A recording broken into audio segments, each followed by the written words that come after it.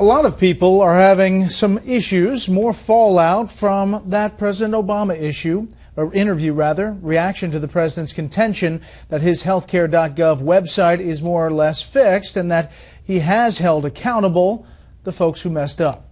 White House correspondent Wendell Goler has that story.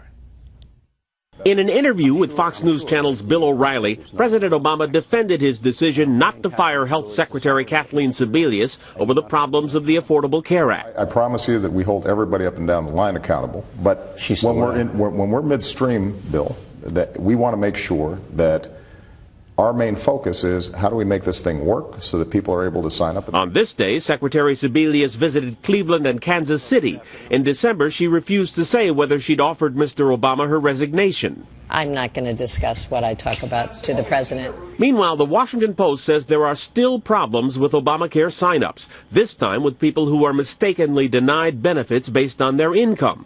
The White House says many of the problems relate to the website's botched rollout. We put in place a manual review process, again, phone and email, wherever possible, and expect hearings to begin soon on the appeals process. Still, some people have had to pay more than they can afford because their deductibles were miscalculated, and there's no indication when they'll be reimbursed. And some unions covering hotel and restaurant workers and others, whose health insurance costs are split between their employers and the unions, are continuing to complain about being denied tax subsidies that other people get for joining the insurance exchanges. These unions feel betrayed for supporting Mr. Obama's campaign and his push for the Affordable Care Act, and some are threatening not to help Democrats in the fall.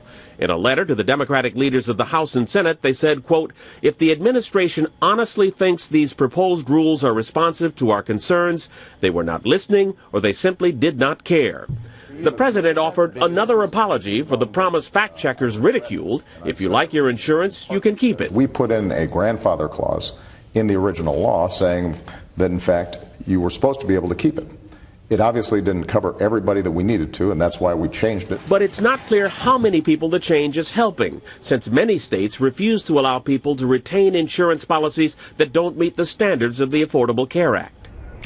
It's also unclear whether Obamacare will be a net asset for Democrats in this year's congressional elections. Right now, most Republicans feel it won't, but some Democrats are betting things will be running much more smoothly 10 months from now.